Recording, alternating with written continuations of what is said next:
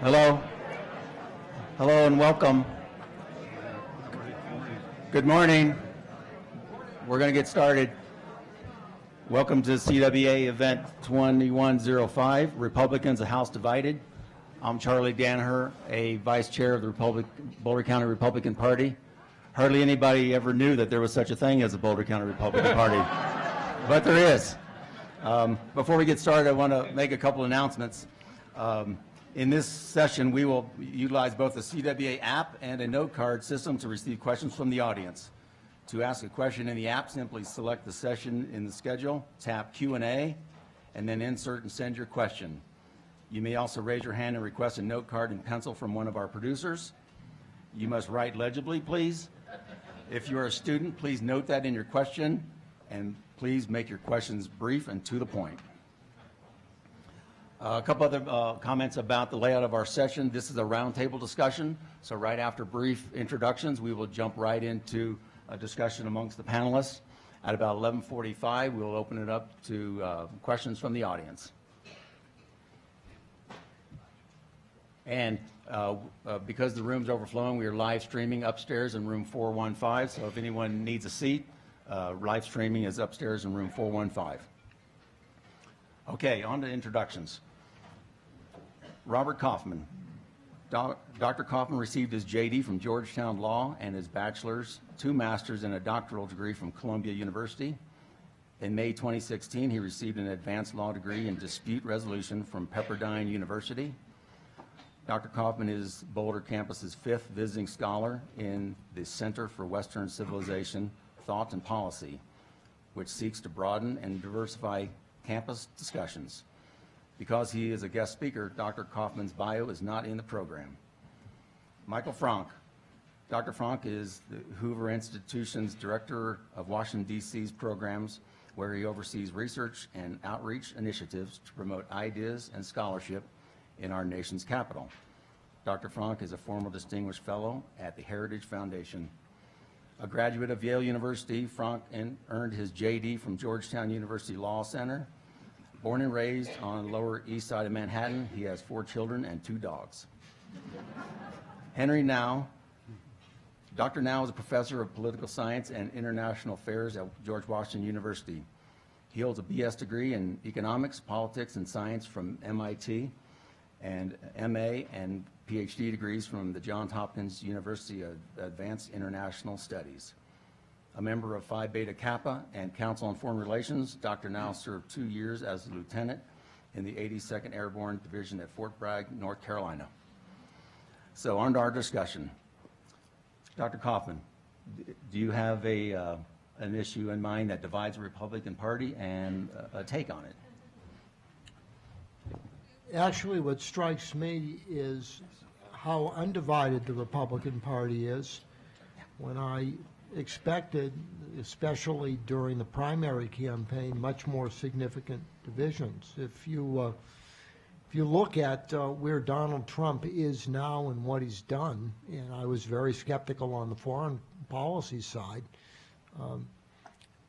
he's a Republican internationalist.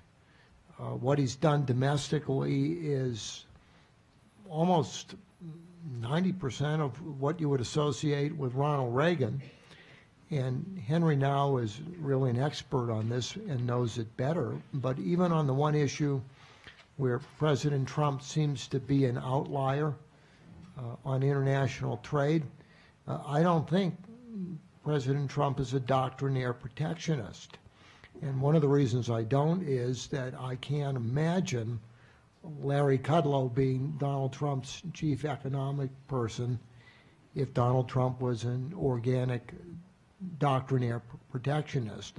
I think President Trump believes, and I think it's a plausible belief, that in order really to correct what has become an imbalanced trade system, Chinese are the worst.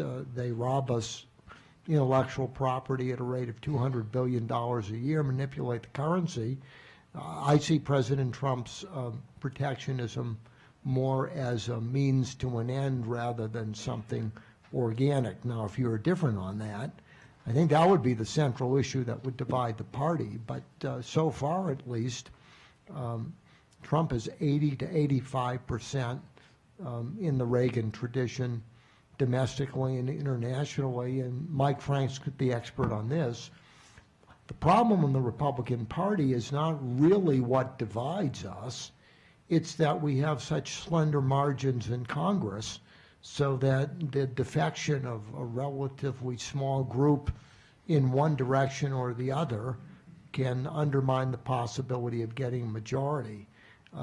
Contrary to what you hear, I don't think this is a party that's fundamentally divided philosophically, and that's been one of the pleasant surprises of President Trump's first year as president. Mike, you want to add something to that? Sure. Or- First of all, it's great to be back. It's my first panel. I had no panels yesterday except one class, a political science class here at the university. So it's good to see so many familiar faces. And I hope your time is well spent the next hour or so. The point Bob raised about the majorities, if you want to get a visual of that, there is if you look up, I think, Congressional Division of Power in Wikipedia actually has a nice chart that goes back to the 1800s. And one of the points, I think, is that if you look at the percentage that the majority would have, and they basically have like a red line for the Republicans and a blue line for the Democrats, there are the 40 years before the 1994 election, 54 to 94 was unified or uninterrupted, say, Democratic control of the House. Most of those margins of majority were in the high 50s and an occasion, for example, during the Great Society Congress in 65 and 6, went to something like 68% or so of the seats. My last job on Capitol Hill was working for the current House Majority Leader, Kevin McCarthy, but when I first started there, he was the whip, the majority whip, but whip counts votes. And I believe the Republicans' majority at the time was something like in the high, maybe in 230-ish votes, and it varied according to people, dying or leaving office for whatever reason. So you had a margin. If you had about a dozen or so out of 230 who decided on any given day they were going to withhold their vote on a rule, the rule is what allows a bill to go to the floor.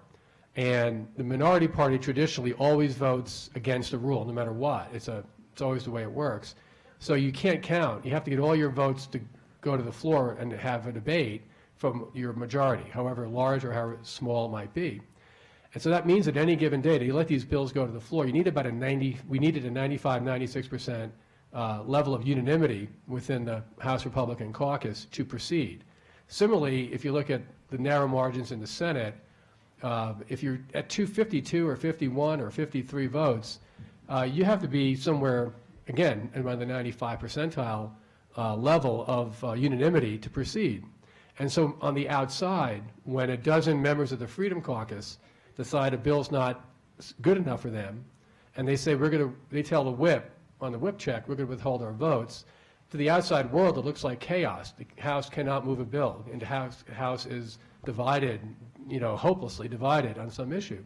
When in fact, you pretty much have a much higher level of margin of agreement than when, let's say, you go back to some of the Great Society programs, there might be a 20-25% bleeding of Democratic votes given those large majorities, but they were picking up some Republican votes, and they can still get comfortably over 218 to get a majority. And the Senate, during those years, you had 68 Democratic votes, and they could lose a lot. Back then, there were Southern Democrats who were against a lot of this stuff, but they could still pick up some Republicans, but also just keep over 50 Democrats in line and prevail. But they had much more, kind of numerically at least, divisions.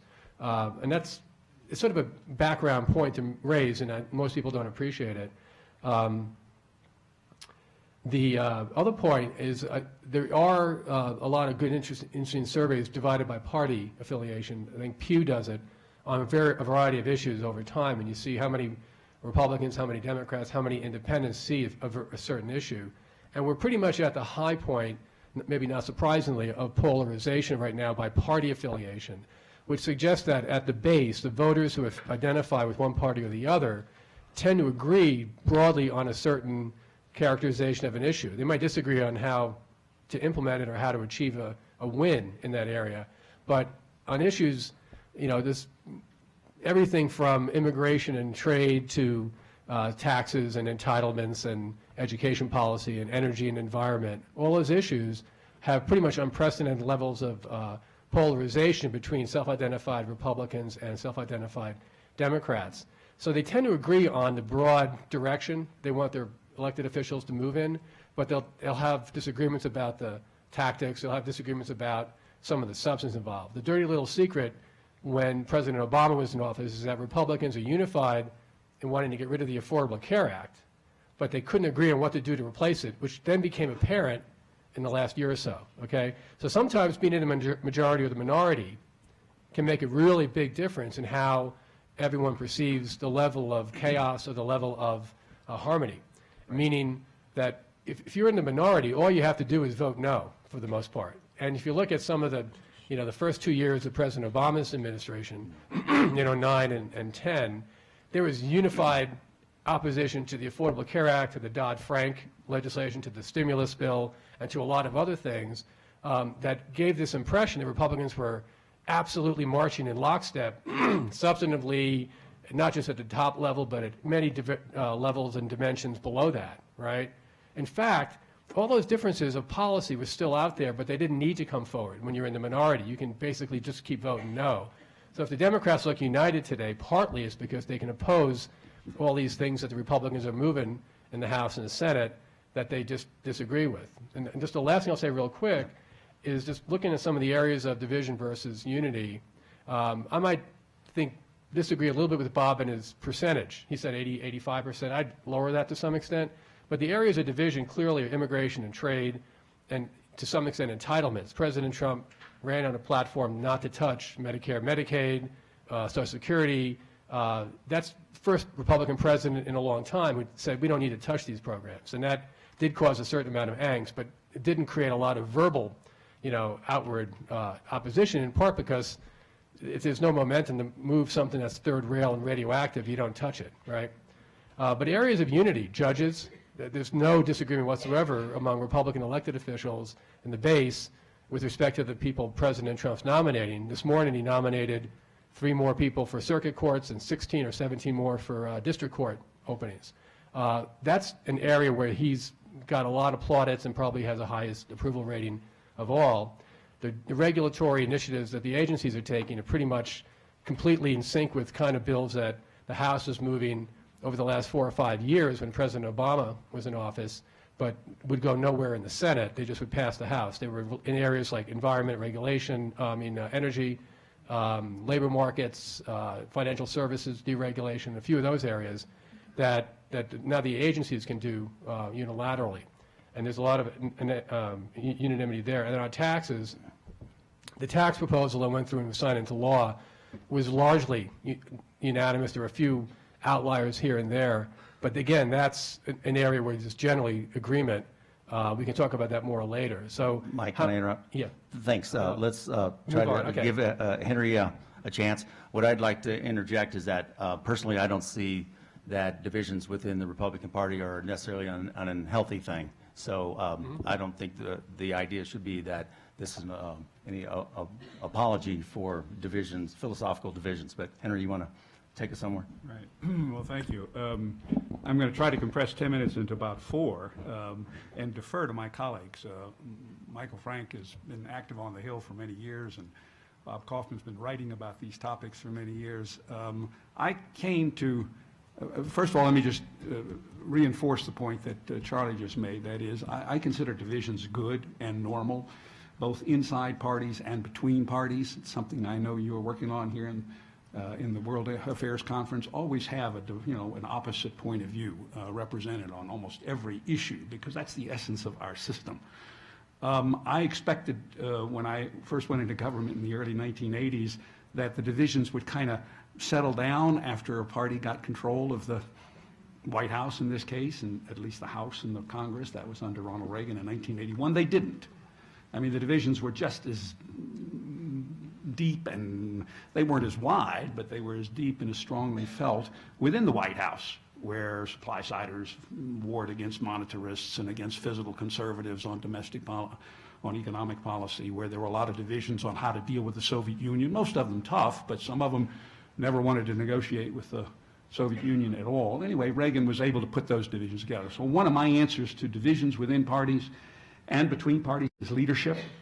You have to depend upon very good leaders inside the party, and then, of course, leaders at the national level who can eventually bring the parties, at least in the center, together. Now, I came to politics not either through, being involved on the Hill or in campaigning. I came largely to it through ideas.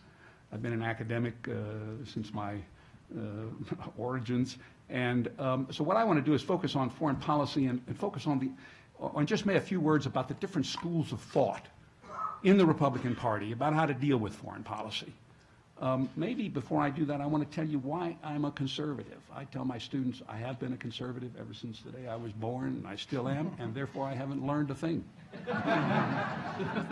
But here's what I believe as a conservative. Maybe it's useful to lay it out.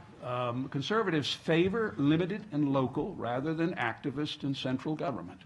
Now, that doesn't mean they favor one or the other. It's just their preference is for local and limited rather than activist and central government. Freer markets and trade rather than market restrictions and regulations. They believe in equal opportunity, but not necessarily equal results. Strong civil society, family, neighborhoods, churches, rather than strong government laws or social solidarity, as it's sometimes put on the left. Individual worth, self-reliance, and responsibility, rather than dependence on social programs. And strong national defense, skeptical of international institutions. Among conservatives, who I think all believe that, there are three schools of thought, and I'm just going to mention them briefly. At the end, maybe I'll have a little fun. I'll ask everybody to tell me which school they belong to. I'm assuming you're all Republicans. No? Where are Absolutely. they? Are they up in 415 or something? But look, there are three basic ways of thinking about how to approach the world that are present in the Republican Party. There's a nationalist school. We haven't heard much from that school until recently, but it's been there for a long time. Maybe Rand Paul reflects that best in the Congress today, Pat Buchanan in years past. But this school sort of believes that we ought to take care of ourselves and not worry that much about the world. Defend ourselves, do it primarily in this hemisphere, tell others that if they don't meddle with us, we won't meddle with them. That's kind of the essence of the Monroe Doctrine, by the way, that we used in the 19th century to kind of define this nationalist, or sometimes we called it neutralist orientation towards the world. You leave other people alone unless they mess with you. And if they mess with you, you go out and you really nail them. All right? George Bush. Remember George W. Bush? You'll hear from us soon. We're coming. All right? But once you get there, you defeat the enemy and then you come home. Mission accomplished. We aren't into the business of nation building. We aren't in the business of trying to spread democracy. Let other people make their own choices. We respect theirs as long as they respect ours.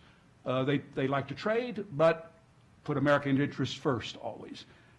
And expect to come out with the majority of the benefits on trade. Yes, trade benefits both parties, but not always equally. You want to come out on the positive side if you're a nationalist. Now, realists. There's a school of thought in the Republican Party. By the way, some of this exists in the Democratic Party too. So it's not. They're weaker, I think, and they have somewhat different orientations than nationalists, for example, in the Democratic Party. The realists. Now that's Henry Kissinger, Richard Nixon. Probably Mitt Romney most recently, maybe Bob Corker, other people on the Hill today.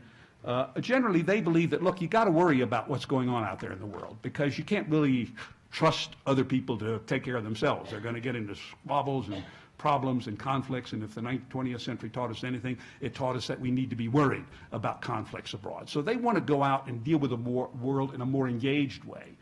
And they want to do it largely, though, from the standpoint of national interests. Largely from the standpoint of let's get together with the other great powers, let's manage the system in order to preserve stability and peace, not a bad objective in a nuclear world, and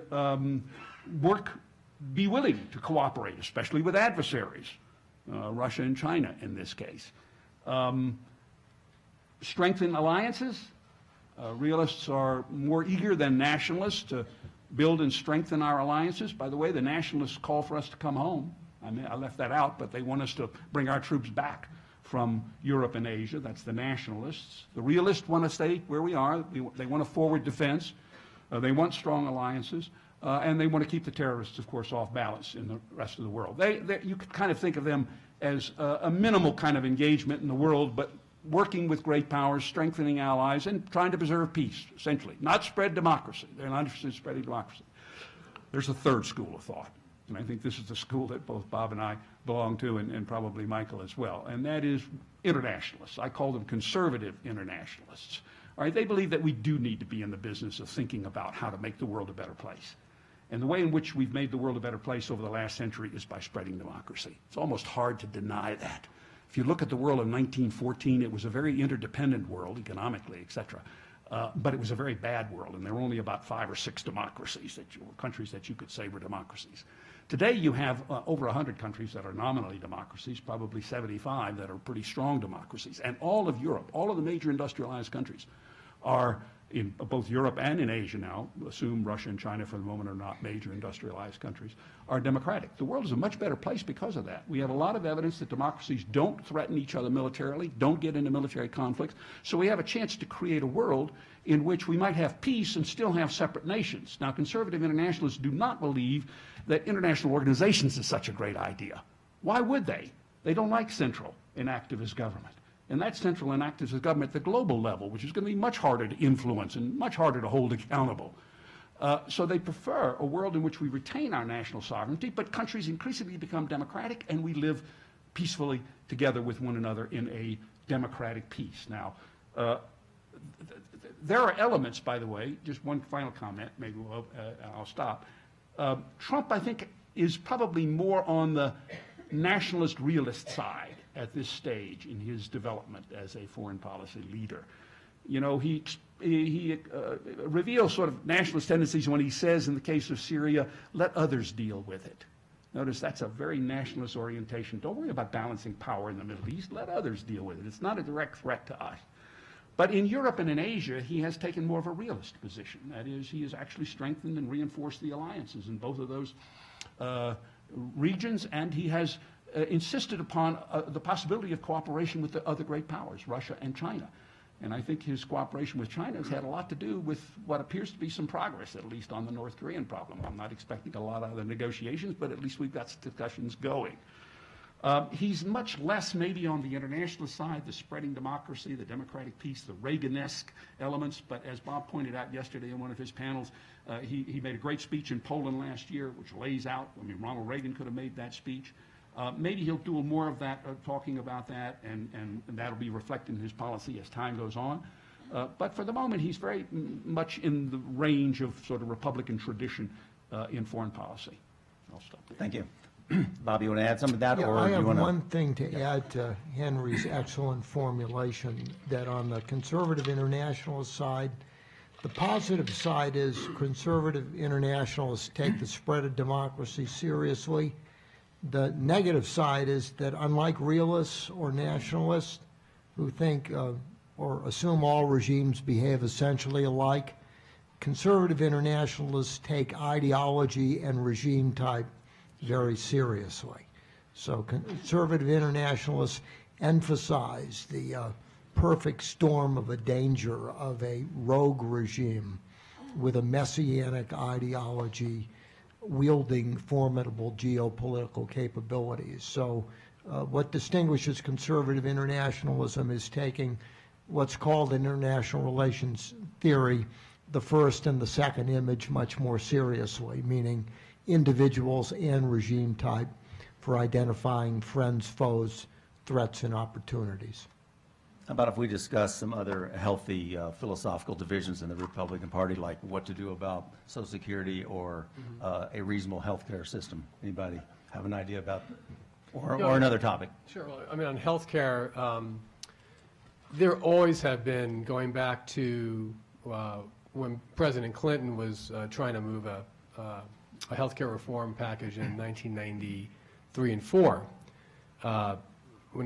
That time I was working at the Heritage Foundation, and that's when Heritage came up with its alternative to what President Clinton proposed. It had a lot of the features of the Affordable Care Act, minus a lot of the regulatory heavy-handedness. So it had exchanges, it had people given a tax benefit to use in an exchange where there's health plans competing for for your business. And that kind of idea provoked an enormous pushback from certain quarters on the Republican side back then, just as it did 10 years after that and 20 years after that and into the current time. So people on the right have always had trouble agreeing on what should replace the current system. And the current system is always kind of is a hobgoblin of different programs that overlap each other at times and not at other times, but it's mostly, you look at the VA system, Indian health system, Medicare, Medicaid, employer-based coverage, and now these exchanges, a lot of the problem is always a third-party payment, and that's where they agree. They agree that kind of how to critique the current arrangements. What to do about it has always been a source of discord, and a lot of that trickles into the elected officials when they start trying to grapple with this at the committee level in the House and the Senate. Part of it, though, is not just the division, but the state of mind about whether you will be willing to compromise and what compromises are legitimate or illegitimate. You can't always get what you want, and as Mike pointed out, the Republicans have a very slender margin of error. They have very slender majorities. And let's take health care as an example. President Trump may have been mistaken not to be more engaged, but he was in a very difficult situation.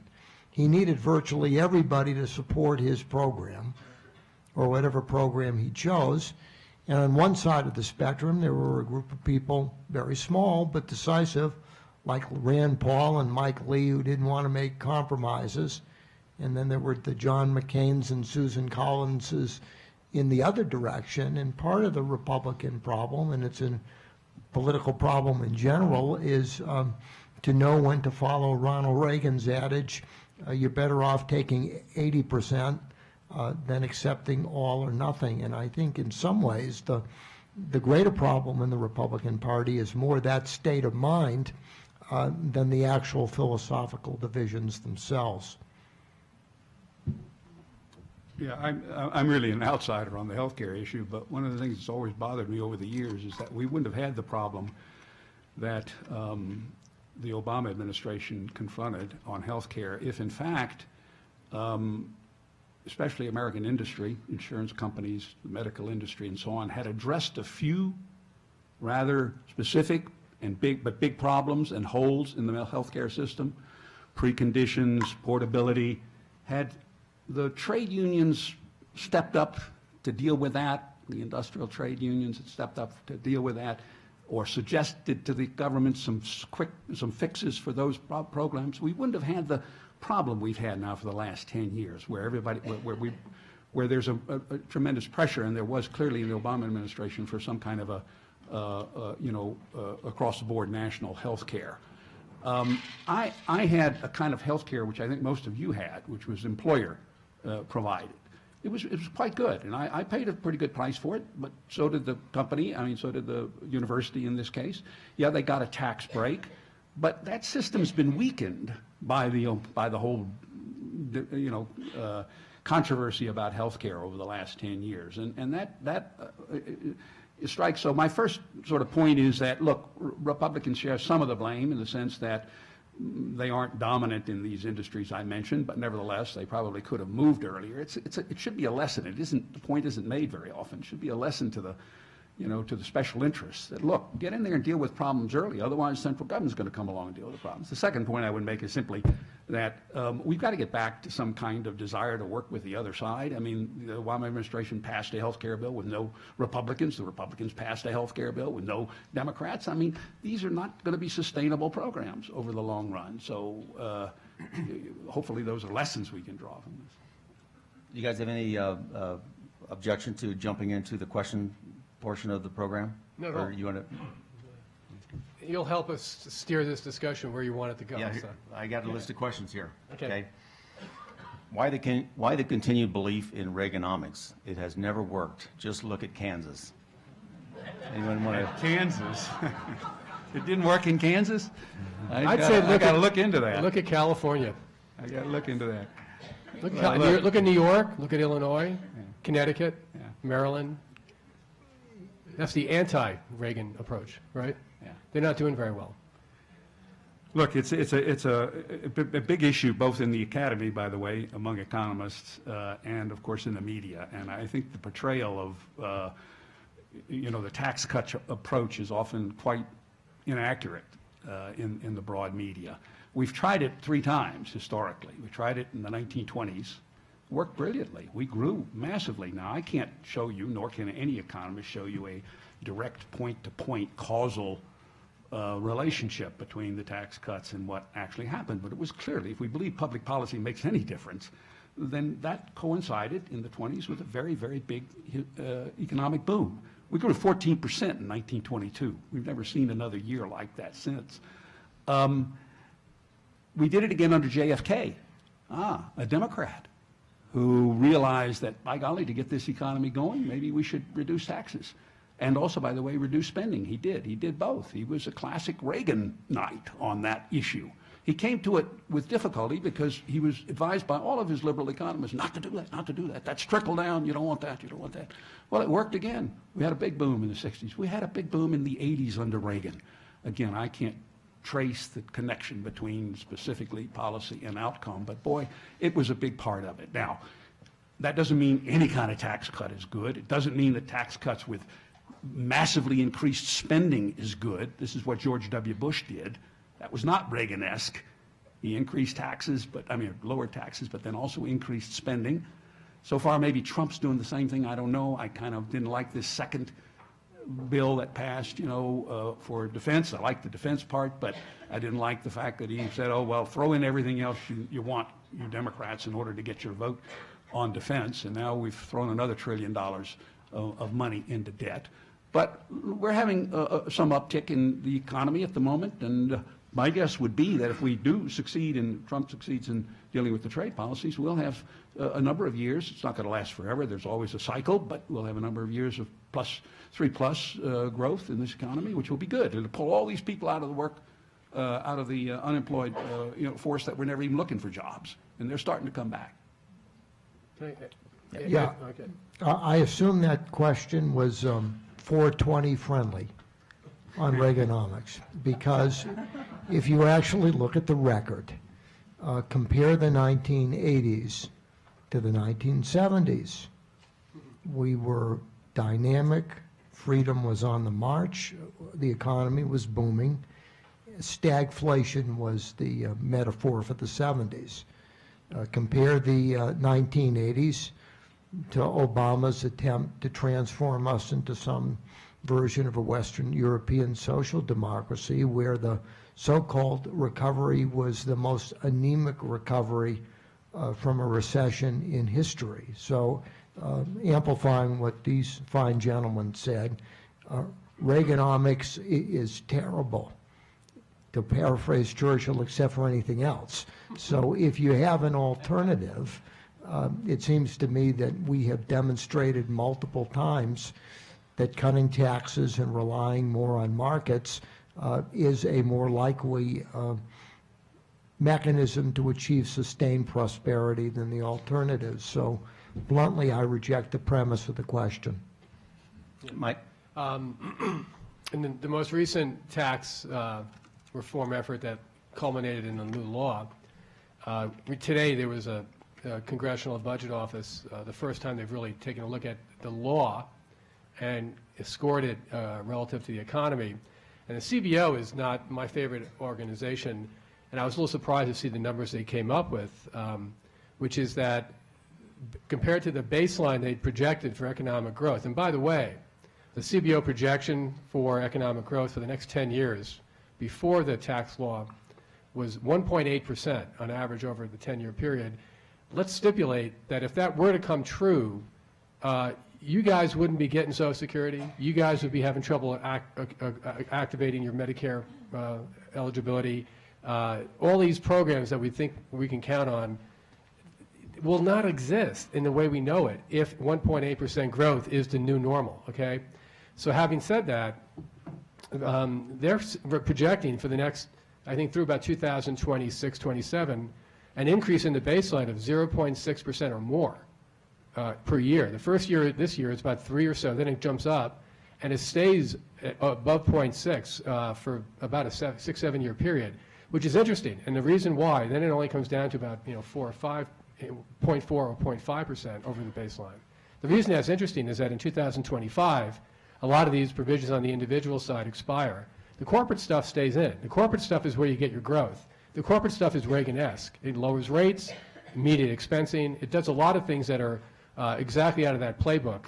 The individual side was a whole amalgam of political compromises to get final votes, and it does not have much in the way of economic growth incentives in it. But to have a 10-year growth above baseline, where CBO projects it to be now, it essentially pays for itself. We all make fun of that, but the irony is the baseline was so low. All you have to do is get up to about 2.3, 2.4% from 1.8 to make the numbers work and balance out. 2.4% is below the post-World War II average anyway. So you don't need to do that well. You can still get a C and get Phi Beta Kappa here. Sorry, Henry. I know Henry was Phi Beta Kappa.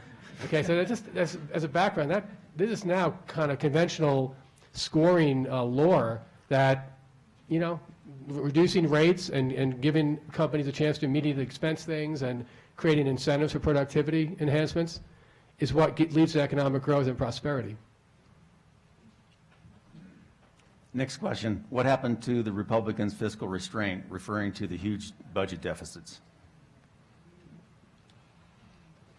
I'll just say what happens to the country, because there's no appetite to deal with the expenditure problem on either the Republican or the Democratic side. That was my caveat about the second tax or the second economic bill that Trump has passed with much larger spending for defense and then for a bunch of other things.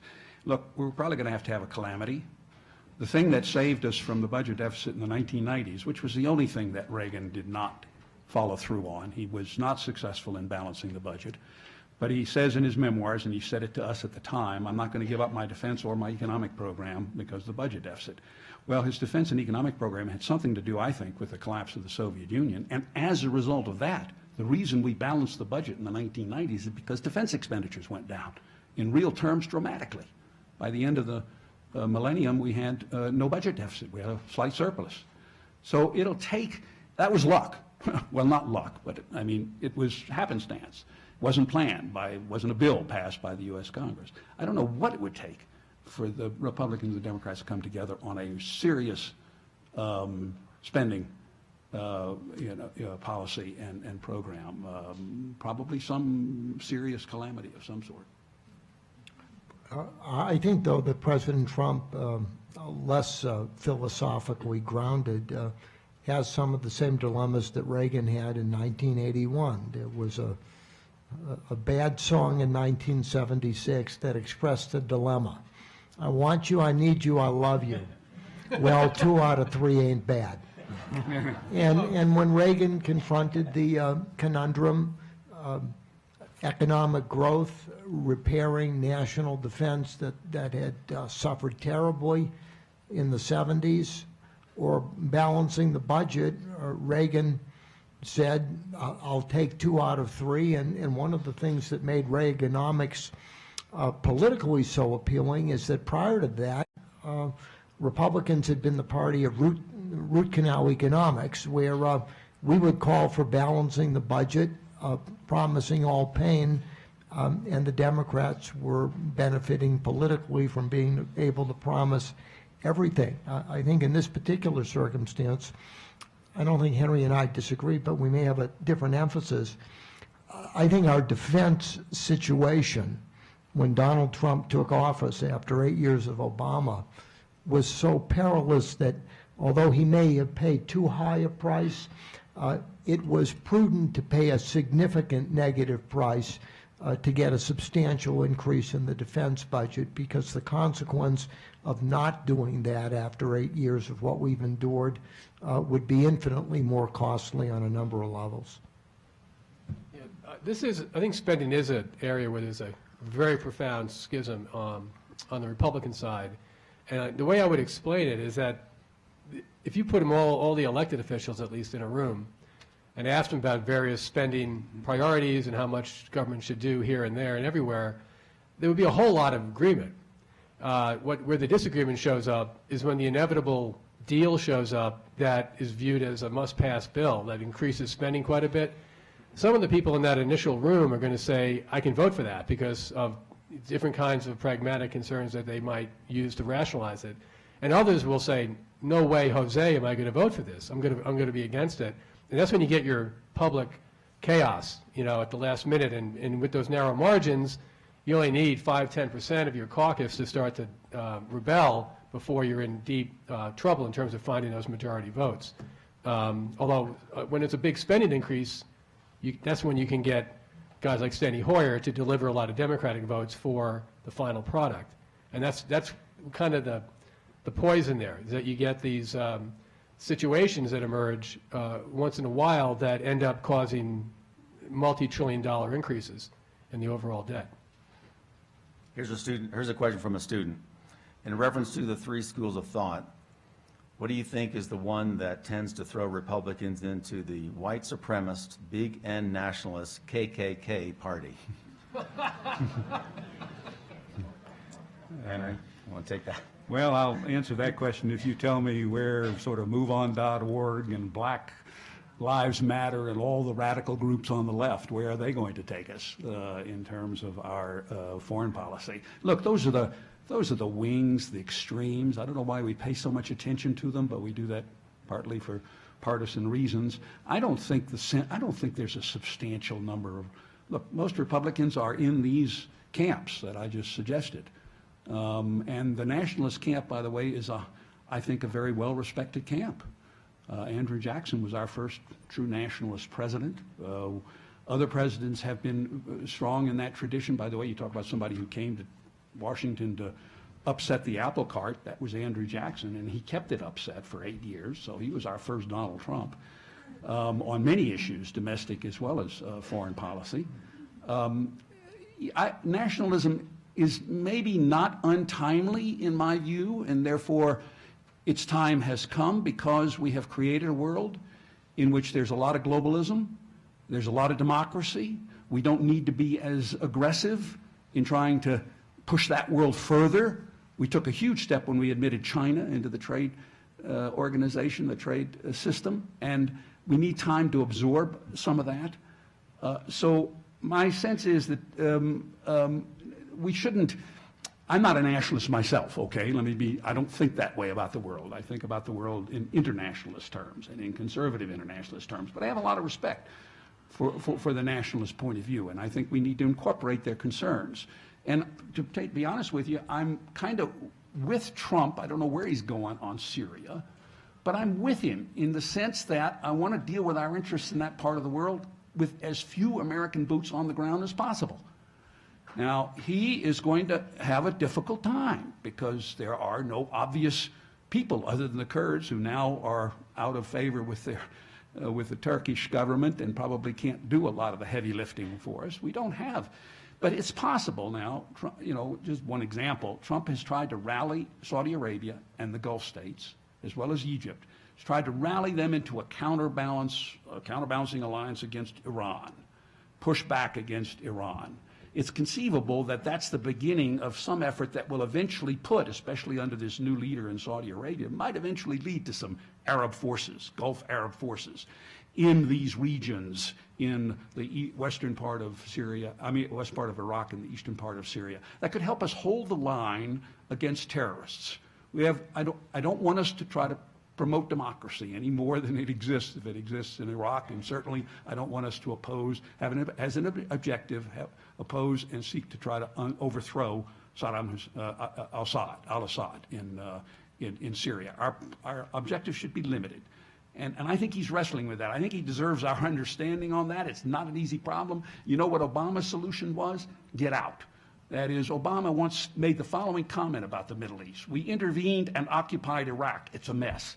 We intervened and didn't occupy Libya. It's a mess. We didn't intervene and we didn't occupy Syria, and it's a mess. Stay out. That was his sentiment. Well, what are you going to do, abandon Israel?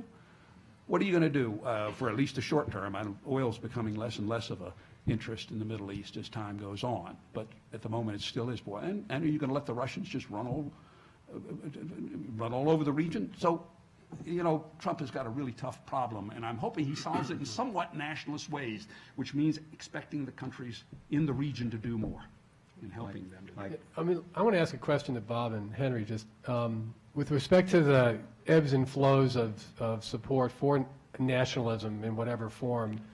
Is it related to the extent to which Americans feel insecure about their economic prospects and their general situations? In other words, when people are worried and frightened about their futures, do they gravitate more toward a we don't want to be the world's policeman approach to foreign policy?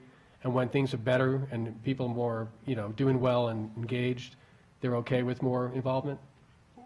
Well, I think that's part of it, but I also think that nationalism, if you don't take it to excess, may be a necessary corrective to a liberal disease that we've suffered from, which I would call liberal multilateralism, that has inordinate faith in international institutions rather than trusting on national sovereignty as the prime way of guaranteeing life, liberty, and the pursuit of happiness. And I also think that you can't look at the United States in isolation on this, that what happened with Trump is an American version and a more benign version of what we've seen in Europe and the same sentiments that brought about the successful Brexit vote. I think I may disagree just slightly with Henry that in the Middle East, whether we like it or not, and this is where I think the nationalists, however worthy their aspiration, it doesn't work in practice. You can run, but you can't hide. That if you look at the Syrian crisis, which metastasized into this sectarian civil war, that has produced a refugee crisis, that has produced Brexit, that has produced international ramifications, including here.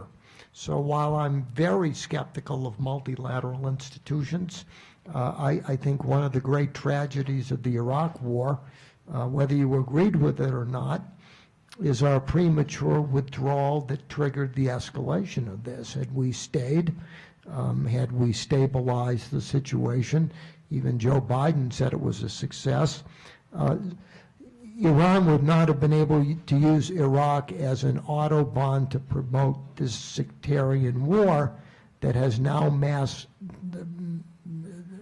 become a massive global international problem. So what I hope Trump does, I don't want to be a nation builder, but I want Assad to suffer.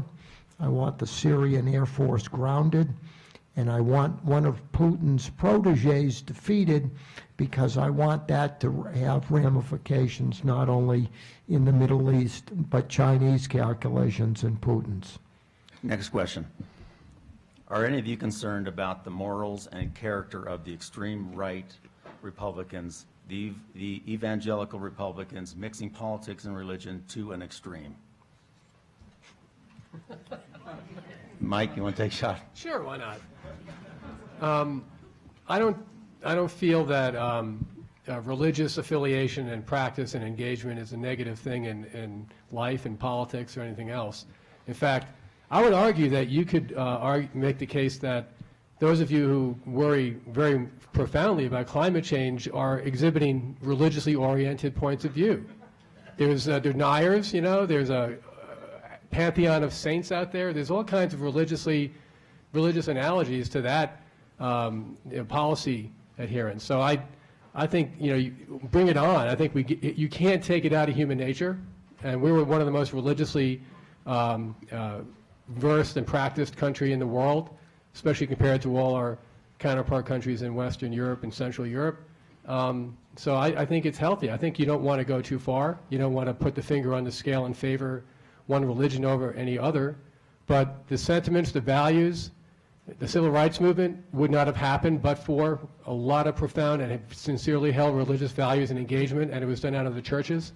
So do you really want to take back the civil rights movement? I don't think so. So I think we can, you know, use that and engage with it in ways that are very, very constructive for our society without falling into the trap of becoming a theocracy. Mike's right. You don't want to be a theocracy, but it's ahistorical not to welcome religious participation. It goes all the way back to George Washington's famous letter to the Truro Synagogue of 1791. The farewell address of 1796, which also had the imprimatur of Hamilton and Madison. George Washington said, freedom depends on virtue, and although Washington went on, some people can reason themselves to virtue, Christianity is foundational to that virtue. If you look at Alexis de Tocqueville's analysis of what made the United States unique, it was the very freedom and dynamism of religion and those religious values. And let me add two other examples to Mike's fine example. If you look at the bedrock of support for abolition in Abraham Lincoln during the Civil War, it was evangelical Christians. If you wanted to understand why Martin Luther King was so successful, he appealed to the Declaration of Independence and our inalienable rights. So we don't want a theocracy, but excluding religion would be a fundamental betrayal of what makes us great. We have lots of questions, so maybe we'll No, I try have to nothing to crank add to that. crank Very through well them. said, yeah. Next question. Given demographic changes, especially increases in Hispanic citizens, how can the GOP survive without having a more progressive immigration policy? I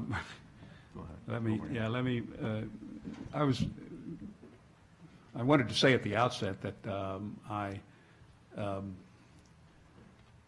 actually became a Republican formally only in the 2016 primaries, because they were so critical, and my wife told me I could no longer remain an independent. I had been an independent ever since I had my origins, and just never thought it was relevant to or necessary to change it, because you got to vote in this election. Well, my candidate in the primary elections was Marco Rubio.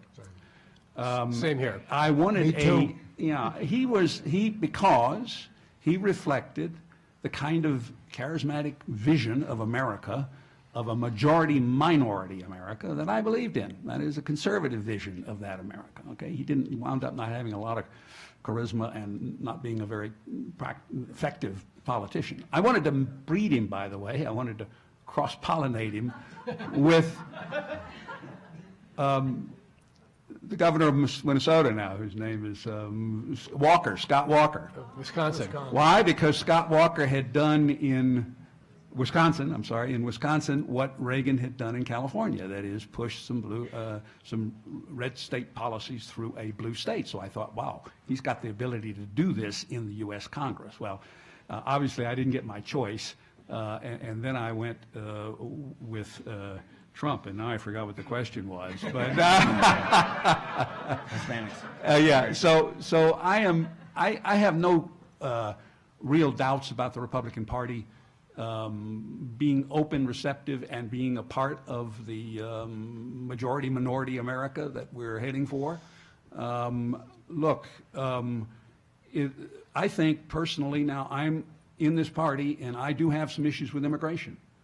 I think it's time for us to think about slowing the rate of immigration. We have admitted 59 million immigrants in this country in the last 60 years. 59 million in the last 60 years.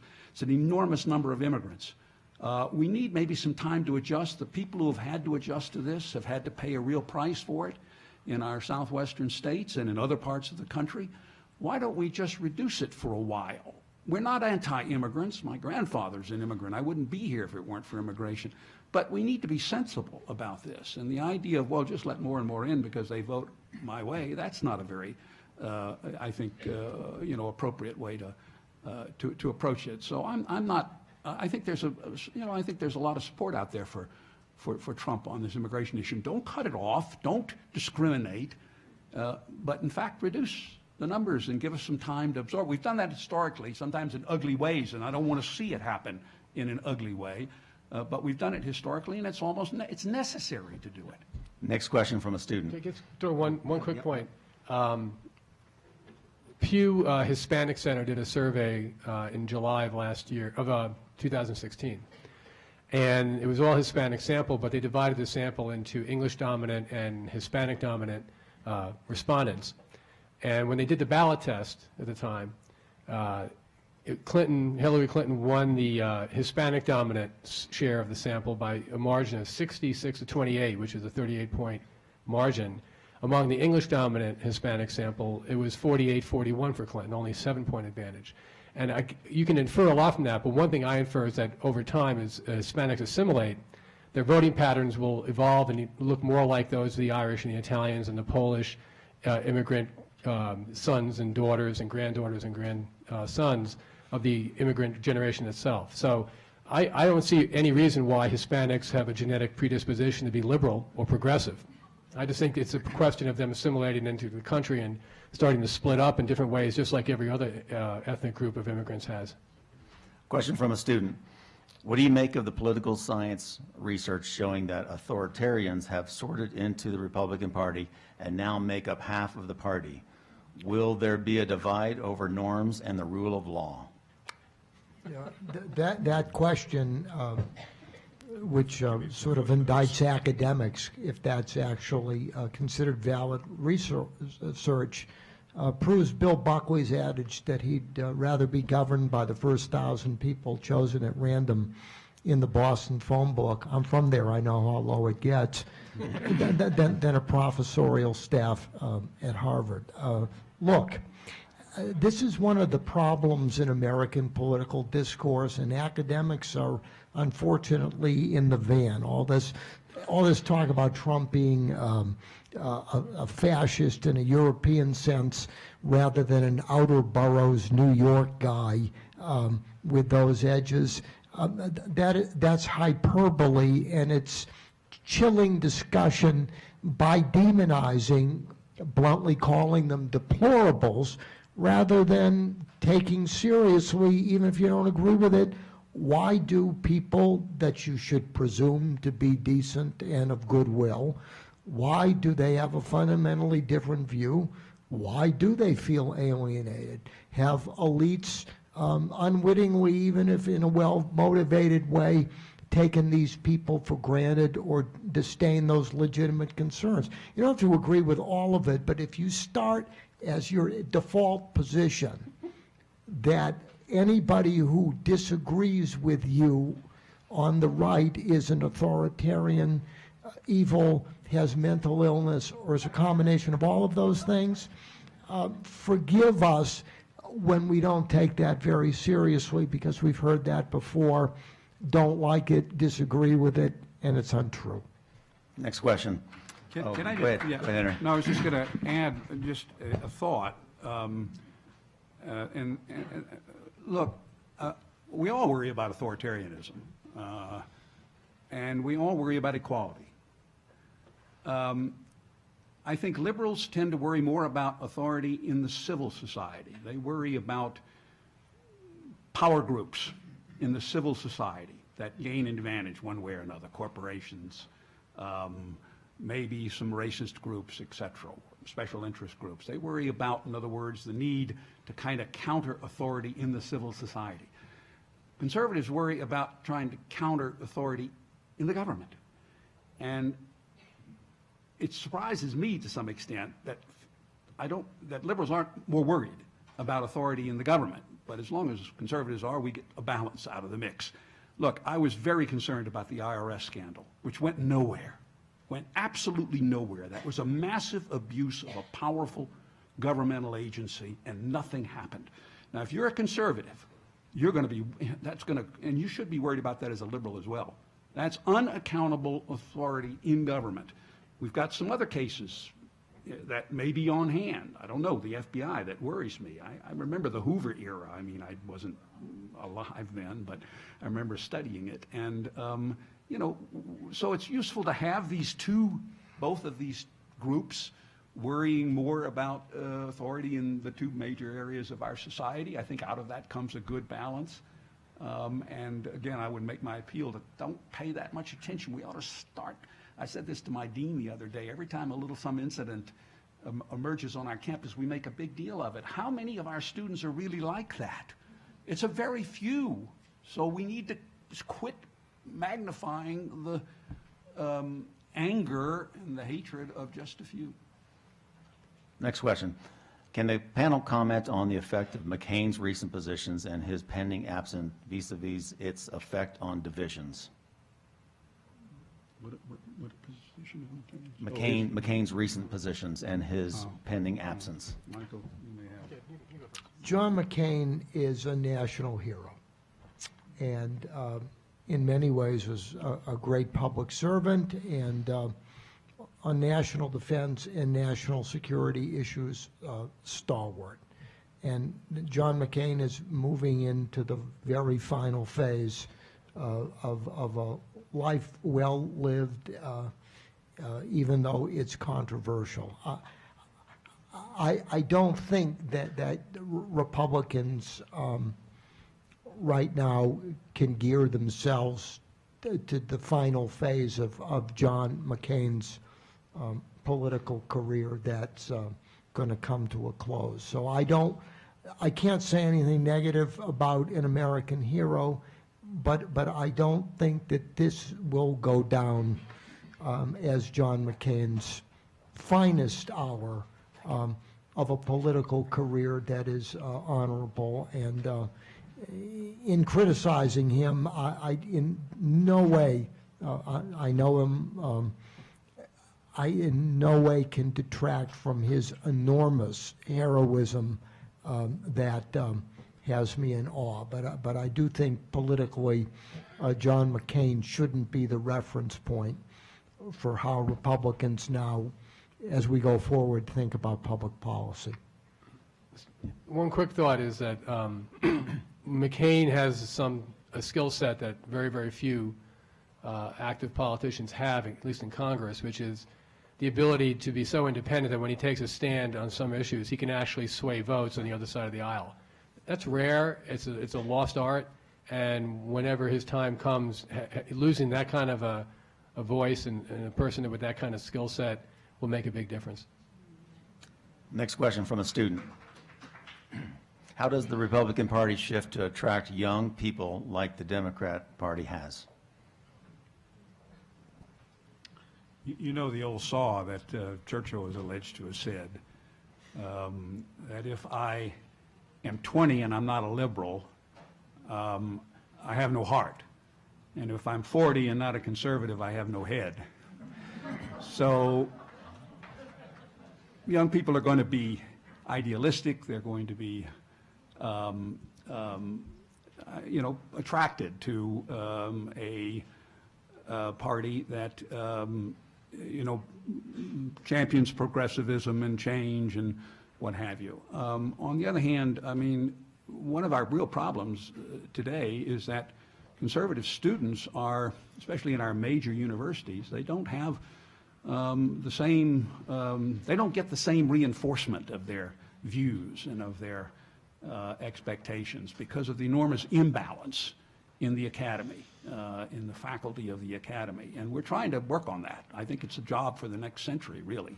It's going to take, the conservatives have done a much better job. You have to start from a certain point. Conservatives were out of power for 60 years. Now, I'm not talking about the presidency, I'm talking about the Congress. From 1933 to 1995, the conservatives held the House, the Republicans held the House for only 4 years. They held the Senate for only 8 years. The Democrats really buried themselves into the, now since 95, we've had the Gingrich Revolution. We've had, by the way, both parties rotating back and forth quite regularly in power, actually a good sign of democracy in my view. And so conservatives had to kind of even the playing field in the think tank community, which they've done thanks to people like Michael Frank and others, the Heritage Foundation, Cato. We now have a conservative think tank community in Washington that's really equal to the liberal think tank community in Washington. When I went to Washington in the early 1960s, there were no conservative think tanks. We're working on it in the media, and in the next 100 years, we've got to work on it in the academy. Now, if young people were allowed to rally and do all the things that liberal students are encouraged to do in our universities, they aren't. In fact, they're intimidated not to do that. You might see as much enthusiasm and you might see as much idealism in young conservative students who believe in individuality, who believe in strong civil society, the things that I mentioned before. They'll be attracted, and certainly I think as Michael has just indicated, the new generation of Hispanic young people, in fact, are more conservative. Conservatism works better than it sounds. Liberalism sounds better than it works. And one of the things that the Republicans have given away, even though their ideas are better, is the rhetoric of the compassion debate. It's not really compassionate for our generation, the baby boomers, to tell my children, because we can't control our spending, you're going to have a diminished set of opportunities because I spent you into oblivion and saddled you with debt. That's not compassionate. Obamacare, in my view, was not compassionate by essentially freezing medical research and development. And I have a personal side to this. My youngest daughter and Michael Frank's goddaughter has epilepsy, and one of the reasons she's done so well, and she may be able to get off this wonderful drug Lamictal, is because private enterprise led to incentives to develop these things. It's not compassionate to have a healthcare system that doesn't have incentives for innovation. There are families with all sorts of situations out there waiting for path-breaking developments.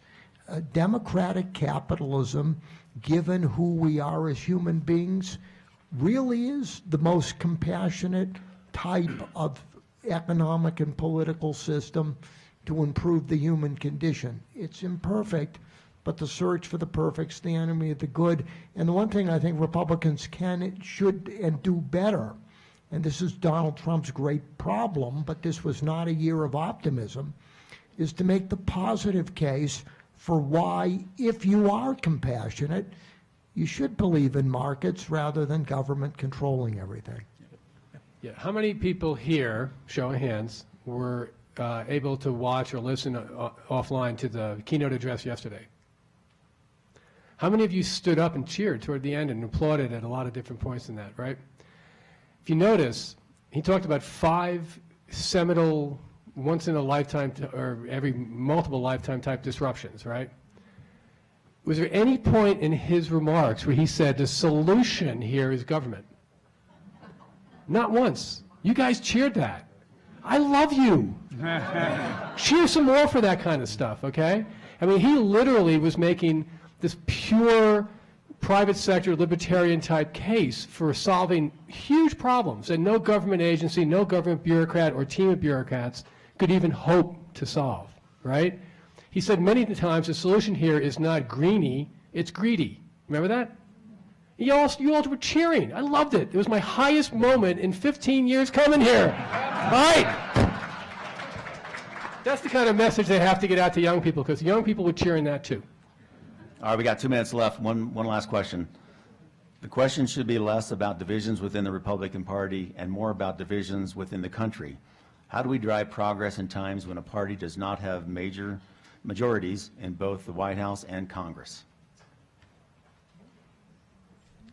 Well, I would just emphasize, I think, what I said before. In other words, we have a better democracy today than we did 50 years ago. That may sound strange, but it's true, because we have 2 competitive parties that now compete. We need leadership. We're looking for it. We obviously looked hard for it in the Republican Party 2 years ago. I mean, these primaries were unprecedented with 17 candidates. The Democrats are looking for it in the minority. Work hard, go to the public square, make your case, and then accept the results of what the people say. Don't try to delegitimate anything that you don't like, or to somehow or other ignore anything that you don't like. I think that's very important. We need to reaffirm what Jefferson once said. He was extremely insightful when he was asked about, well, what are the rights of a minority in a republic. He said, well, they don't have a right to secede. They don't have a right to impose their views on one another, on the majority. What they do have is a right to go back to the public square and win the majority. So bingo. That's what we're about. We'll get I mentioned before calamities. We'll get the combination, we'll get leadership from a combination of that process, which is in our soul, and real-world developments that are going to put increasing pressure on us, especially in the fiscal area. Thanks, Henry. In closing, we want to mention that the CWA bookstore is powered by the Boulder bookstore.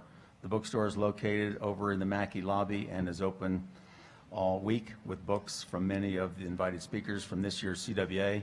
And will you please help me in thanking our forum speakers. Hey, great. No, good. Michael, enjoyed it. Enjoyed it. You're great. This is